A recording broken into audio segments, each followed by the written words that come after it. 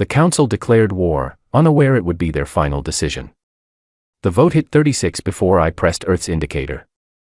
I pressed red. The board sat there, 36 green lights and 1 red one, and the chamber did not react, because the chamber had expected exactly this, and the formality of the vote was just that, formality. The conclusion had been reached before anyone had taken their seat. The vote was the paperwork. Councillor Eth Varen, senior delegate of the Priexi species and chair of the Galactic Accord Council, recorded the result without ceremony. 36-1. Session closed. I wrote it in my notepad before I stood up. 36-1. Noted. My name is Yael Morrow. For 4 years, 3 months, and 11 days, I had been Earth's diplomatic attaché to the Galactic Accord, the governing body that held, in varying degrees of authority, 37 species across a reach of the galaxy large enough to matter. I sat at a table built for all 37 of us, in a chair that had been built, in some specific and deliberate sense, for none of us. Every other seat in that chamber had armrests. Ours was a flat slab. Not an oversight. Not a design error. The kind of message that gets delivered through furniture precisely because no one ever has to say it out loud. I had sat in that slab for 4 years and said nothing about the armrests. I said nothing about the vote now. The chamber itself was carved from the interior of a dead moon, Accord Seat 17, which we called the room because that was what it was, and our species tends toward the direct when the formal stops serving a purpose. Other species had better names for it, their words for judgment, for authority, for the place where things are decided. The ceiling was 50 feet above the table. The walls were pale carved stone inscribed with the insignia of every Accord member, Earth's near the door, which I passed every time I arrived and every time I left. 4 exits. I had catalogued them on my first day and kept the count current ever since. Varen stood at the head of the table, reading from the recorded copy of the resolution, which was now the recorded copy of a past resolution. He was 7 feet of gray mineral density. The Priexi are built as if formed under pressure and hardened by it, their stillness the kind that comes from centuries of patience rather than from any particular moment of discipline. He read the formal close of the session in his subharmonic register, which the translation matrix in my earpiece rendered as clean, flat English, and then he rolled the document with the care of someone who has been looking forward to setting a particular thing down for a very long time. The chamber cleared around me. I did not rush. 36 species, some ancient and some merely old and some young enough that this was still a novel kind of decision for them, filed out through the exits I had catalogued. A few of the younger delegates looked in my direction as they left. Not with hostility. With the expression of people who have done something they know is significant and are not yet sure how they feel about the weight of it. The older ones, the Priexi block, the Vetheri, the 3 species that had been at this table since before my planet learned to write, did not look at me at all. They had moved on. The decision was behind them now. Everything else was logistics. Varen passed my chair last. He did not look at me as he passed. He had the practiced, absolute forward focus of something that has never needed to look back to know what it has left behind. Here is what I noticed, watching them go, the relief. Not the tight, careful quiet of a decision still being weighed. Clean, open relief, the specific ease of a room full of beings who have finally said the thing they have been carrying for longer than was comfortable. I had grown up as the wrong thing in enough rooms to know this sensation from every direction. The way shoulders drop a fraction of an inch when the decision is made and no one has to pretend anymore. The way voices lighten in the corridor just outside. The difference, this time, was the scale of the math behind it. I stood up. I picked up my bag and my notepad. I walked to exit 2, which was the closest to the shuttle bay, and in the corridor outside I passed a young Vetheri administrative officer who had not yet developed the professional composure her species eventually acquires. She had the face of someone who feels something she does not know how to justify and is showing it anyway. She looked at me with pity and apology occupying the same expression. I nodded. She looked at the floor. Owen Greer was in the shuttle cabin when I boarded. He was 26, with the kind of open, honest face that reads other faces well, and he had been my co-pilot and aide for 8 months on the grounds that I needed, in my working proximity, someone who processed the truth of situations quickly and did not need it softened for him. He read my face before I had settled into my seat. "How bad?" he said. I ran the pre-flight checks. The shuttle bay doors opened onto the cold, full dark. 36-1, I said. He was quiet. I counted 11 seconds. What happens now, he said. I thought about the word Varen had used in the resolution. Proportion. The specific, careful gentleness of it, the way a word can be chosen to make a thing sound measured and reasonable rather than what it is. We have approximately 72 hours before the first fleet column crosses into declared Terran space, I said. I need to make a call before we land. To command. Owen said. To my brother, I said. He lives in Cleveland. Owen said nothing to that. He was 26 and he understood what it meant, and he was wise enough to understand that the understanding was enough and the comment was not needed. I pulled us out of the bay and into open space and dialed a number I knew by feel. My brother Cole picked up on the fourth ring with the thick voice of someone woken from sleep who is not happy about it. He was 33. He had a wife named June and a daughter who was 3 years old and who had recently understood that running was the best available use of any open space, and so ran constantly, through every room of the house, for no reason other than the joy of it. I told Cole to take his family somewhere inland. Somewhere far from infrastructure. Somewhere without anything near it that a military targeting system would find interesting. I told him not to ask me why. There was a long pause. Yael, he said. Don't ask, I said. Another pause, shorter. Is everything okay? Sure, I said. Okay. Fine. I cut the line. Behind us, seat 17 reduced itself to a point of gray in the rear viewport and then to nothing at all. A dead moon. A carved room. A table with 37 seats, one of which had no armrests and now, in some official and recorded and permanent sense, a problem to solve. I opened my notepad to the page with the single line of math. 36-1. Noted. I turned to the next page. I left it blank. Owen flew. The stars stayed exactly where they were, indifferent and precise, the way they always are regardless of what the warm small things inside them decide to do to each other. I set the course for Earth. I knew where every exit was. That had to be enough for now. The first strike hit Earth's orbital infrastructure at 4 a.m, station time.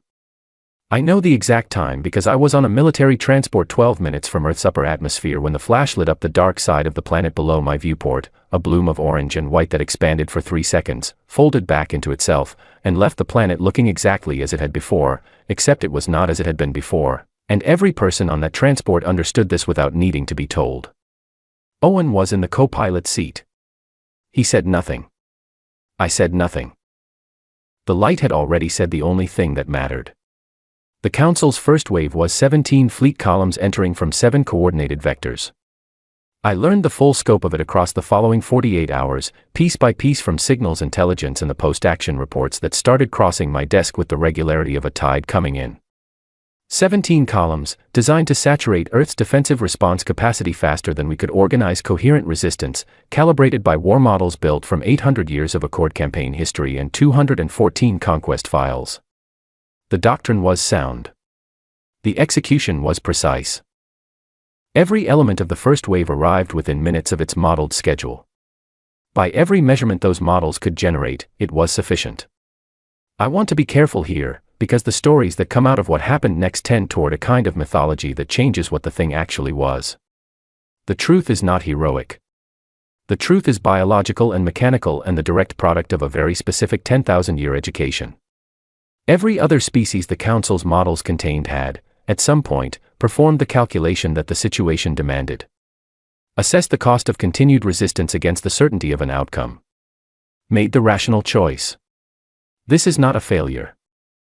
It is the intelligent response of a civilization that has spent its developmental period in relative stability, that has not had to learn, as a core survival function, how to keep moving through a collapsing structure. Humanity had never had that stability. We had spent 10,000 years fighting each other, at every scale, across every geography, with every available instrument. We had fought until fighting each other became, eventually, too expensive to continue, and then we had stopped, not because we had changed our fundamental nature, but because the cost accounting finally worked out that way. We were not, in any honest sense, a peaceful species.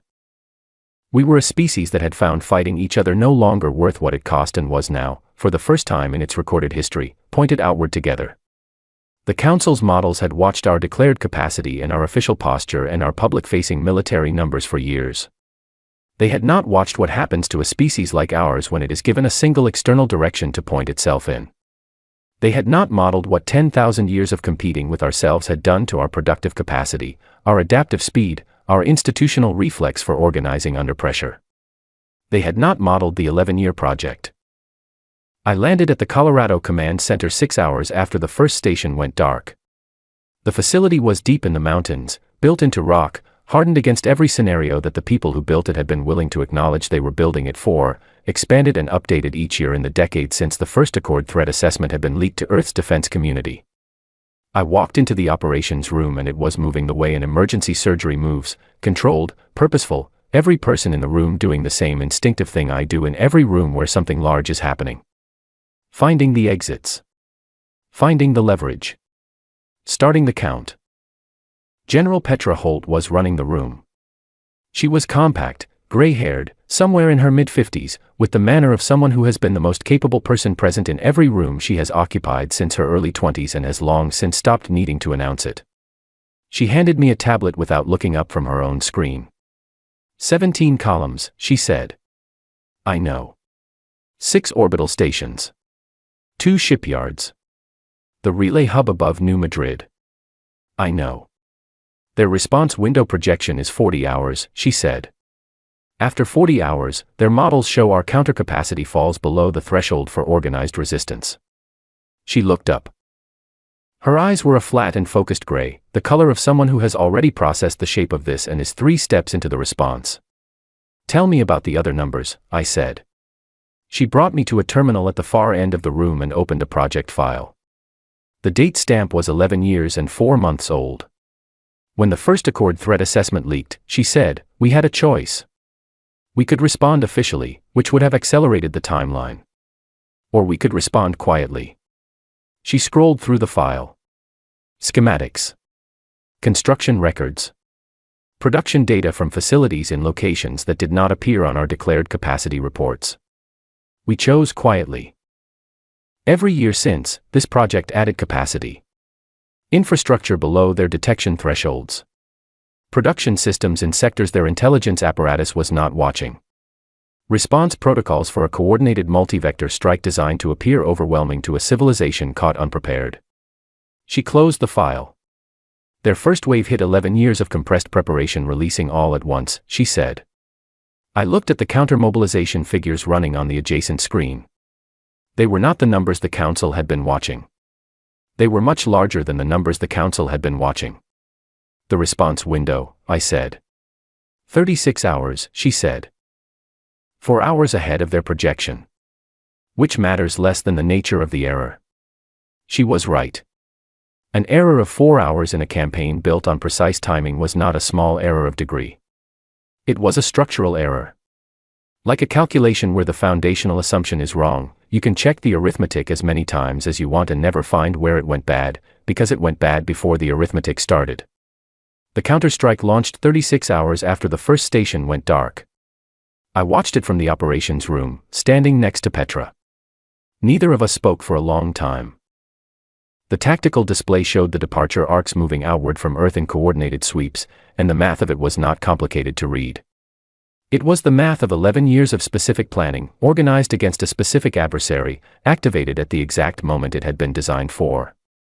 There is one more thing the Council's models did not account for, and it is the thing that matters most. Human industrial output is disproportionately large for our species' age and territorial range. This is the direct and mechanical result of 10,000 years of competing with ourselves. Every generation of engineers trying to outproduce a rival nation. Every arms race. Every mobilization. Every cycle of competition across every century of human history had built, layer by layer, a productive infrastructure that looks from the outside like an inefficient and overcomplicated system. From the inside, it is the largest latent manufacturing reserve in this region of space, sitting at partial capacity, waiting for a reason to run at full output. The Council had provided the reason. The counter-mobilization did not feel like a nation caught by surprise. It felt like the moment a fist that has been clenched for a very long time finally opens in the wrong direction. All that accumulated energy. All that stored competitive instinct. All that productive capacity, suddenly unified, suddenly given a single purpose that every human being alive could agree on without negotiation or compromise. We had spent 10,000 years fighting each other. We remembered how. Owen found me sometime after midnight. He handed me coffee from a hallway machine that had been calibrated by someone who had been told about coffee but had never personally encountered it. I drank it because it was hot. They thought 40 hours, he said. Yes. He turned the number over in his mind. 4 hours is not much of a margin. No, I said. But my father taught me navigation. He said that a compass off by 1 degree looks fine for a long time. Then one day you look up and you are very far from where you thought you were. Owen was quiet. He looked at the departure arcs on the display. What do they do now, he said. The council. When the model stops working. I thought about Varen. 7 feet of mineral calm. The patience of centuries. The absolute, unself-conscious certainty of something that has been winning for so long it has stopped being able to conceive of the alternative. The intelligent ones adapt, I said. The ones that have been winning too long escalate. Owen looked at me. He was 26 and smart, and he understood the weight of what I was not saying. Which kind are the Priexi, he said. We'll find out, I said. Across the room, Petra was directing the 3rd stage of the mobilization with a voice so even it was almost a frequency rather than a sound. Her hands were flat and still on the desk in front of her. She was carrying something enormous and showing none of the carrying, and watching her work was like watching a very well-engineered machine. You only understood the sophistication of it if you understood what it was doing and what it would have cost to break. I pulled out my notepad. I looked at the blank page. I wrote 3 words, escalation is coming. Then I put the notepad in my bag and went back to the work. Over the following 6 days, Signals Officer Lena Burgess, 24 years old, on loan from Petra's staff, moving through the country beyond exhaustion where exhaustion becomes just the baseline of existing, put a report on my desk each morning documenting each additional way the Council's projections were diverging from observed reality. On the 7th morning, the summary at the top of her report read, "They are recalibrating. They did not anticipate we would still be here." I read it. Filed it. Went to get more bad coffee. We were still here. Not heroically. Not nobly. With the grinding, installed, unkillable stubbornness of a species that had been inside collapsing structures before, over and over, throughout the full length of its history, and had learned through each one of those experiences not how to prevent the collapse but how to make the next hour survivable, and the hour after that, and the one after that, until the math changed. It had always changed before. It was going to change now. 6 months in, I was in the field with 3 ships, a support frigate, and 14 people on my staff. Petra had given me the outer engagement zone and a directive that was simple: make every council advance expensive. Not turn the tide. Not force an outcome. Make every meter of progress cost more than their models had priced it at, and keep doing it, while the larger mobilization behind us reached operational capacity. We were good at the work. Better, I think, than we had any right to be 6 months earlier, when most of my staff had been untested. The outer zone has a way of finishing the education that training only starts. My field officer was Nate Calloway, 31 years old, who had grown up near the Oregon coast and had the navigator's instinct for reading movement, not by calculation, but by feel, the way some people read weather by the way the light changes before the clouds arrive. He could look at an incoming formation's trajectory data and tell me their next intended move with a calm confidence that seemed like certainty until you spent enough time beside him to understand it was something more useful than certainty.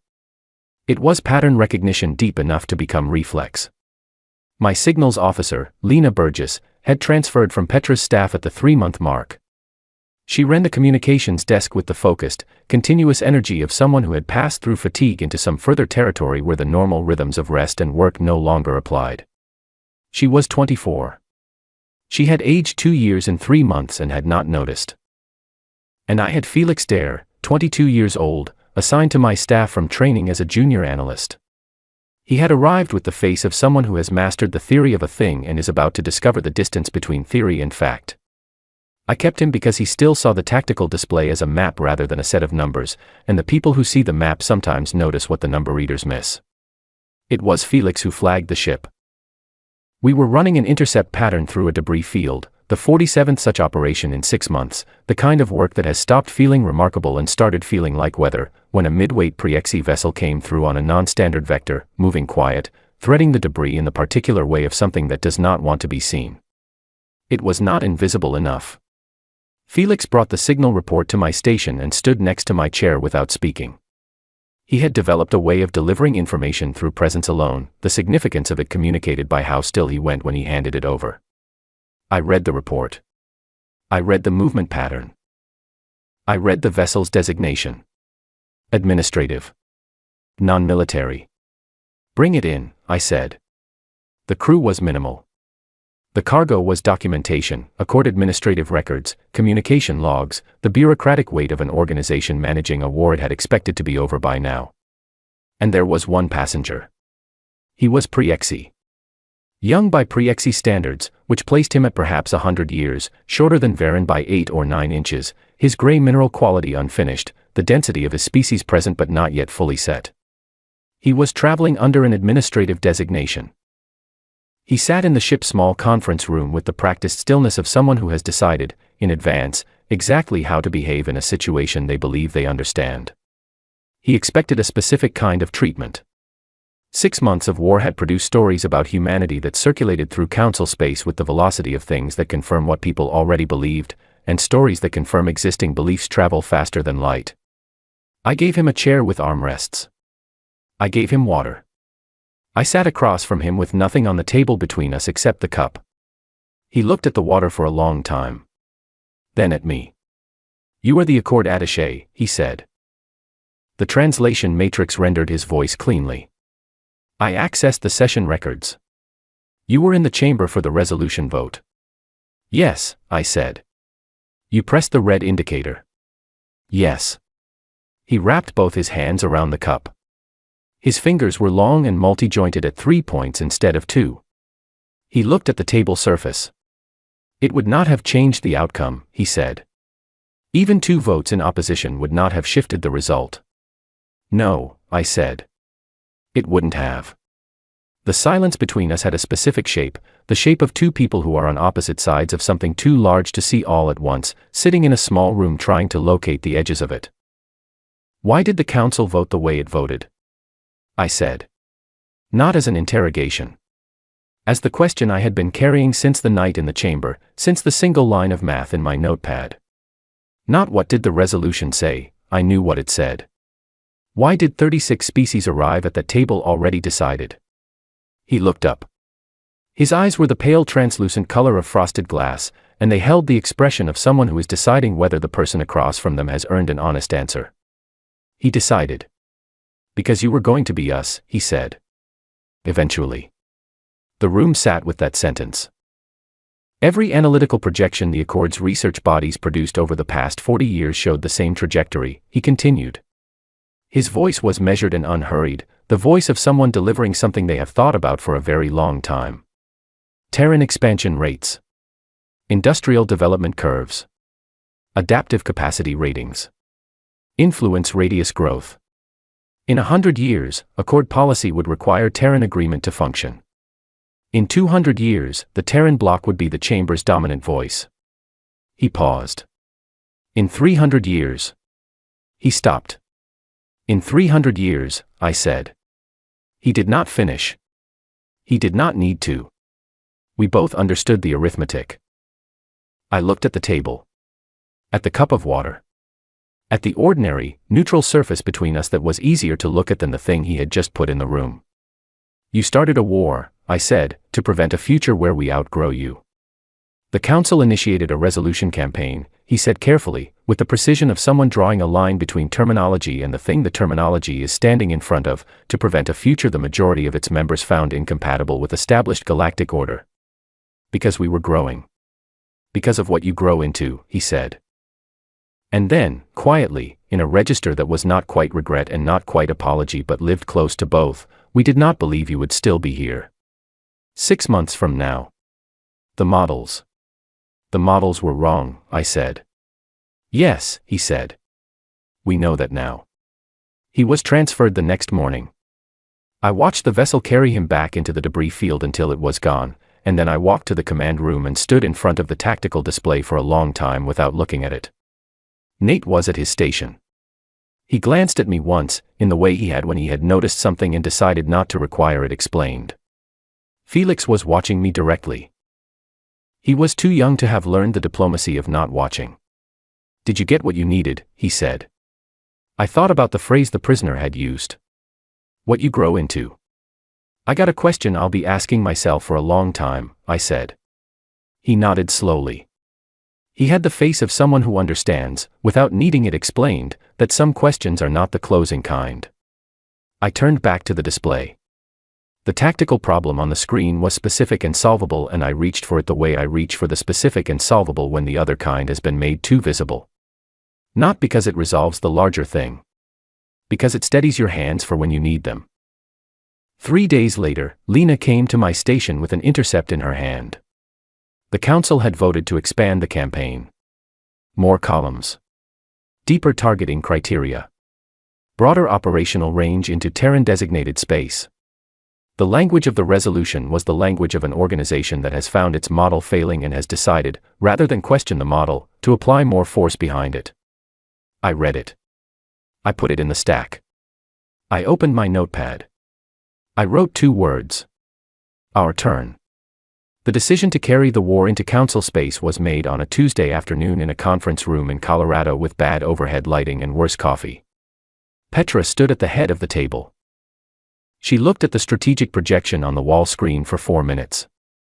I know it was 4 minutes because I was timing her, the way I time everyone when they're absorbing something large, because the length of time a person takes to absorb a large thing tells you how much of the weight they are choosing to carry.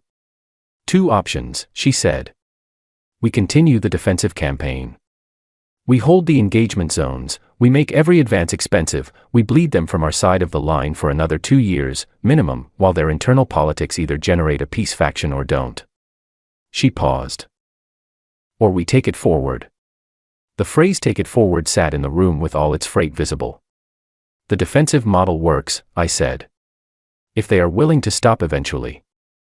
If this is strategic rather than ideological, the cost accounting eventually makes stopping rational.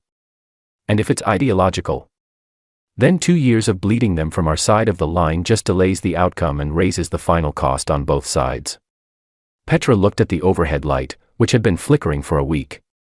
She watched it for a moment. If we go forward, she said, what are we leaving behind? That was the real question. The one that lived under the tactical one. I had been sitting with it since the conference room on the captured vessel, since the young pre-exi prisoner had put what you grow into on the table and walked away. The accord as it currently exists, I said. We can't take the campaign to council space and leave the structure intact. Too much of the structure is the campaign. She nodded. She had already done this math. She was checking mine. 31 member species are in this by direct military contribution, she said.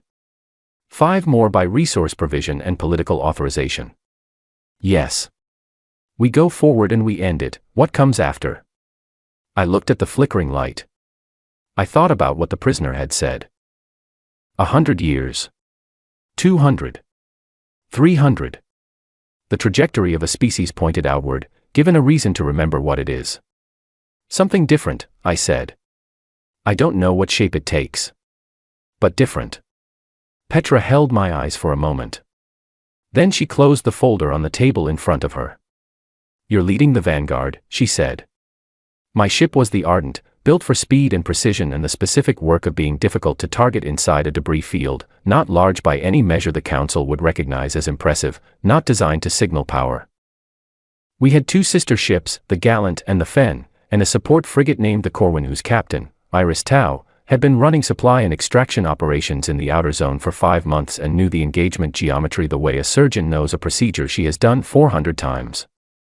We crossed into contested space 12 days after the planning session, folded into the forward fleet, with me at the command of 5 vessels and Nate at the tactical station and Felix at the analysis desk and Lena at signals, all of them a year older in their faces than they had been when this started. I will not describe every engagement in the sequence it happened.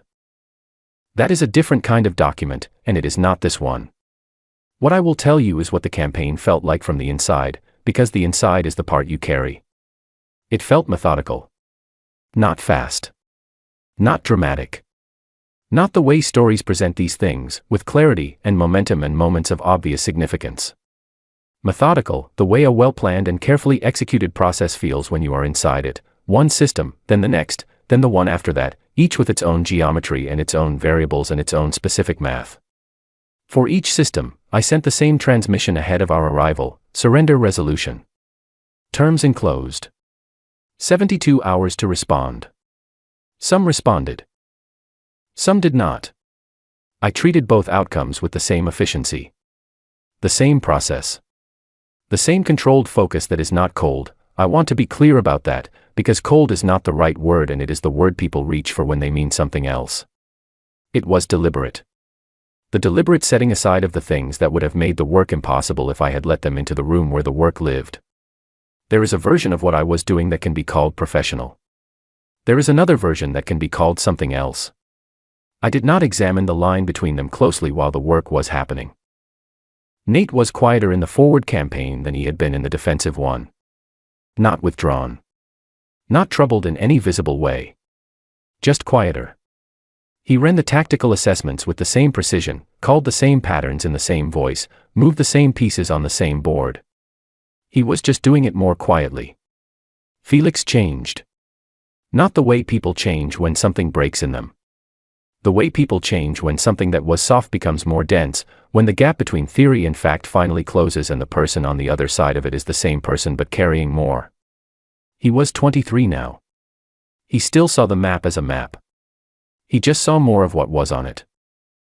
He came to me after the 7th system. We were in the map room, late ship time, and he stood at the viewport looking at the star field in the particular way he had when he was about to say something he had been building toward for a while. "Do you think they understood what they were starting?" he said. I thought about Varen. The gray mineral calm. The specific, gentle delivery of the word proportion. The centuries of patience behind it, and the absolute certainty of something that has never had a reason to be uncertain. They understood what they were trying to do, I said. They didn't understand what they were doing it to. Felix was quiet for a moment. Is there a difference? I looked at the star field. At the cold, permanent, indifferent beauty of it. Yes, I said. There is. He nodded slowly.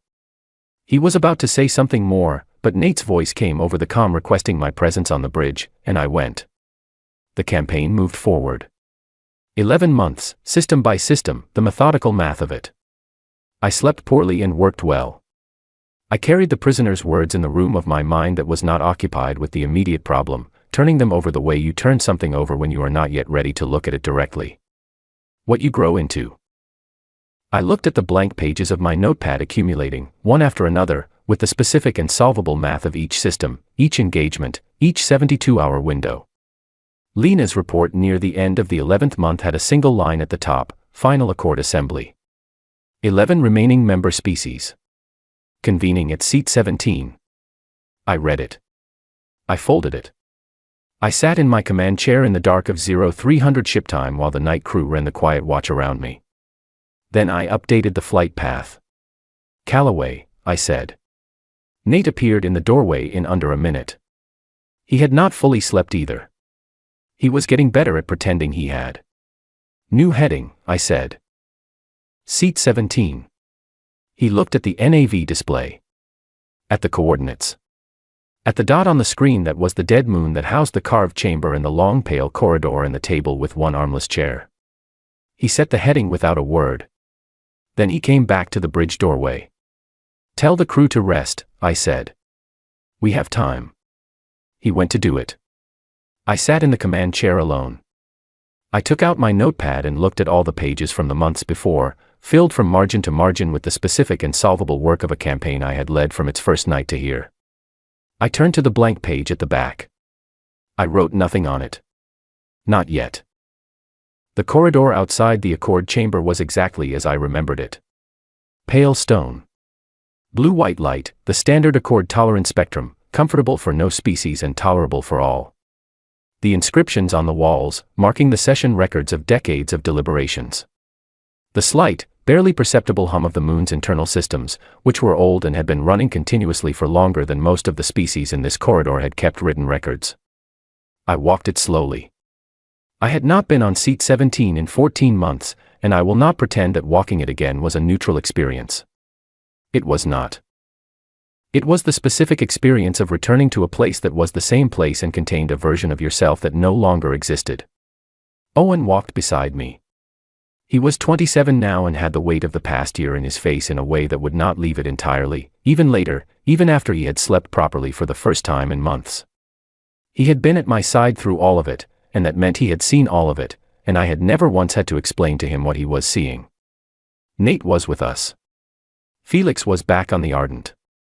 I had told him, when we prepared to dock, that his post was on the ship and that he should rest. He had looked at me with the face he always used when he disagreed with something but had decided not to argue it. He was a good officer. The chamber doors were open when we reached them. The same 4 exits. The same 50-foot ceiling. The same pale inscribed walls. The table was the same table, 37 seats, and at it sat the representatives of 11 species, what remained of 36, after the year that had passed. The cessation assembly, they were calling it. Not a full session. Not a formal deliberation. The last administrative act of an organization completing its business. I walked to Earth's seat.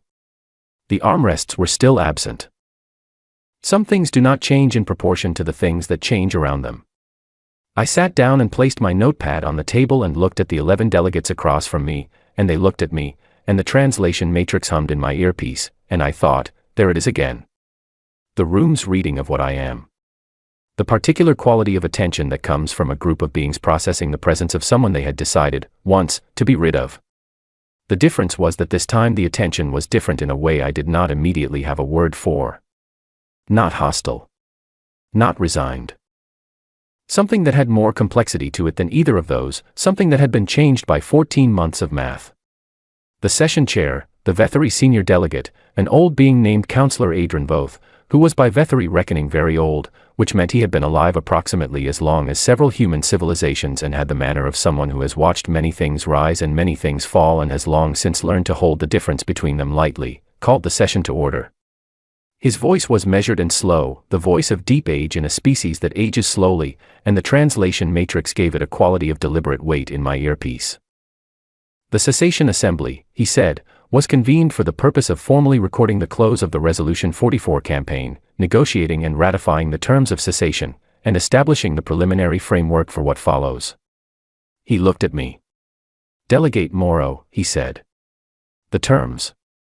I had prepared the terms over 4 weeks, working with Petra's office and a team of specialists who had spent the better part of those 4 weeks arguing about specific language and then arguing about the arguments. The terms were not punitive in the way that terms can be punitive when the party dictating them has decided that punishment is the point. They were architectural. Designed to produce a specific kind of structure, rather than a specific kind of suffering. I read them. I will not reproduce every clause here. What matters is the shape of them, the restructuring of the Accord's resolution mechanism to require unanimous consent for any campaign targeting a recognized species, the establishment of a development review process that any species could participate in and challenge, the replacement of the Class 4 designation with a consultation process. The framework for what Petra had called something different. I read each term in the flat, careful voice you use when you want the words to be heard rather than performed. When I finished, the chamber was quiet. Counselor Voth looked at the table in front of him for a long moment. Then he looked at me. I have one question, he said, before this body records its response to the terms. Yes, I said. He folded his hands on the table, the Vetheri gesture for speaking from full seriousness, which I had learned in my first month in this chamber and had not forgotten. His eyes were the deep amber of his species, patient and very old. Do you understand, he said, what you have done to the galaxy? The room was quiet in a different way than it had been before. I had been thinking about this question since before it was asked. Since the conference room on the captured vessel, since the young prisoner had put what you grow into on the table. Since every blank page in my notepad, since every system, since the word proportion and the 36 green lights and Cole's sleepy voice on a line I should have called sooner. I had 2 sentences. I had known for months that they were the two sentences, the only ones that fit both things that were true simultaneously. I understand that 36 species voted on a future that had not arrived yet, I said. I understand that it has arrived now. The chamber sat with that. Voth looked at me for a long time.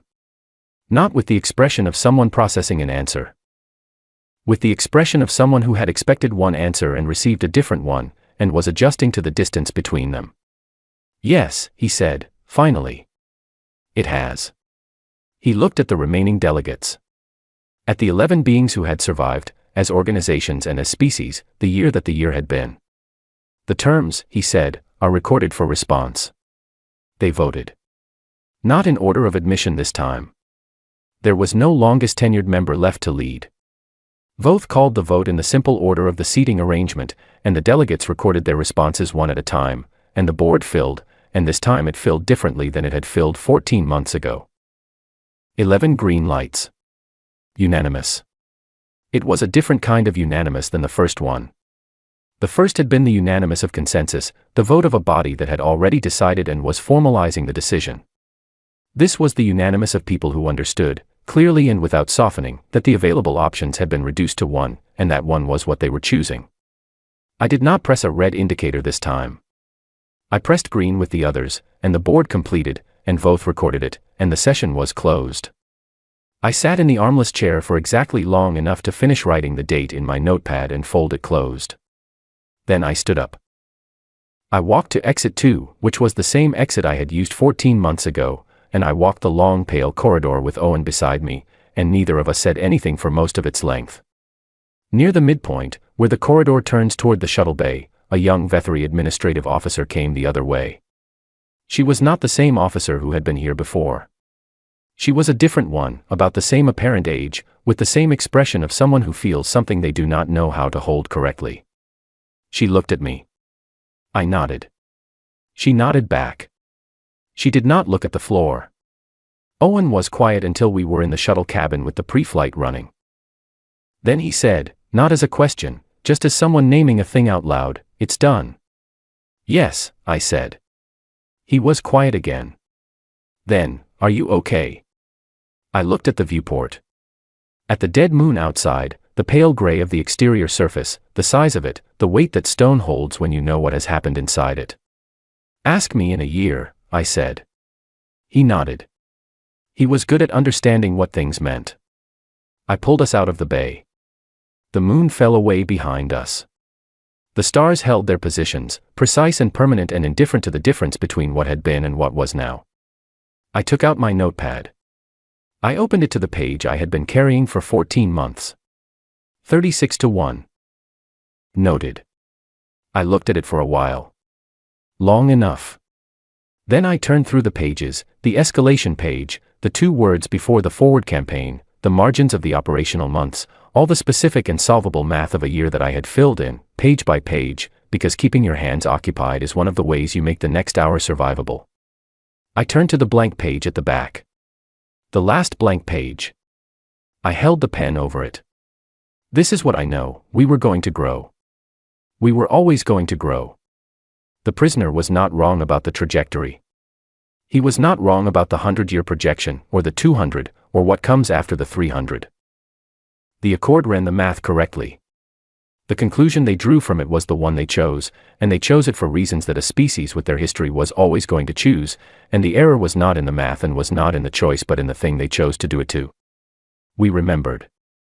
That is the sentence that contains everything and explains nothing and will sit at the center of whatever humanity becomes next, whether what we become is something we can be proud of or something we will carry quietly for the rest of our lives. Probably both. That tends to be how it works. I put the pen down without writing on the blank page. I put the notepad in my bag. Owen flew us home.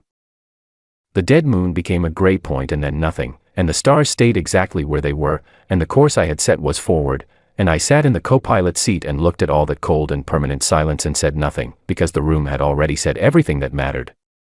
The exits were catalogued. I knew where every one of them was. That had always been enough to start from. It would be enough to start from now.